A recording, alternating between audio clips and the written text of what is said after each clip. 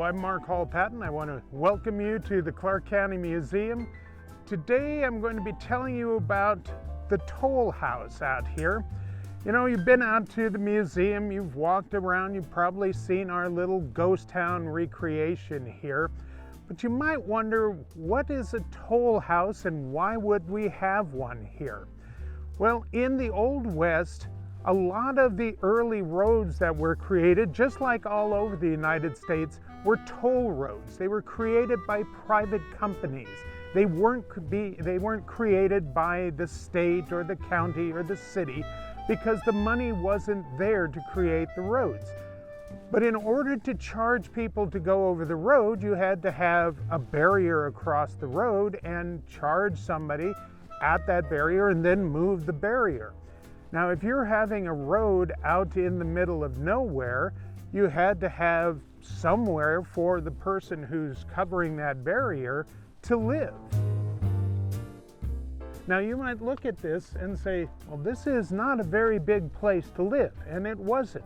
There was room for a bed, there was room to move around a little bit, have a chair, have a small table, be able to be inside of it. But that was about it. You might think about, how much is a toll? Today we think of modern toll roads. A lot of times you have a little electronic thing you put on your windshield and it automatically takes money out of your checking account or something like that. At the time in the Old West and the 19th century and even the 18th century, sometimes tolls were taken out in goods, a certain number of chickens or something like that. Often it was a nickel or a dime or a quarter. This cabin was built in the 1880s up near LaMoille, which was a very small town. It still exists up in Elko County in Nevada.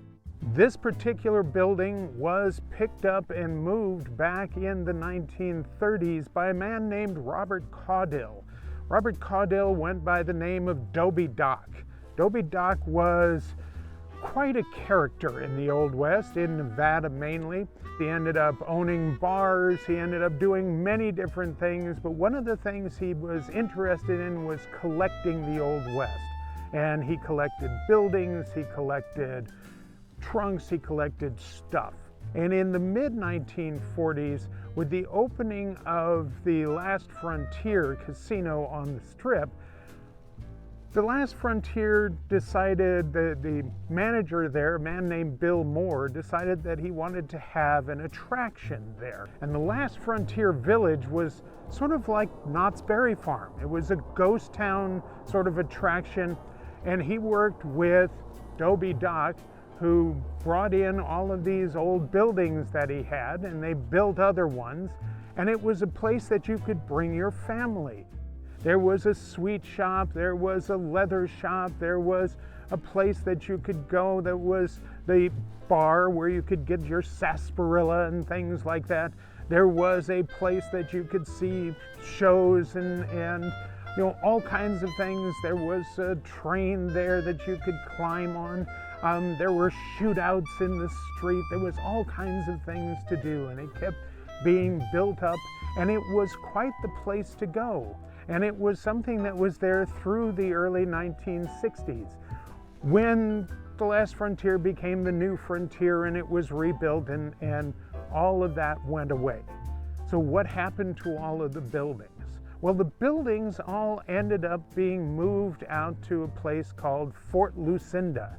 Now, Fort Lucinda was a casino that had started out as the Gold Strike and then was rebranded back to the Gold Strike. And that was the casino that was closest to Hoover Dam. But at Fort Lucinda and then the Gold Strike, they just sat there. So they offered them to the county museum.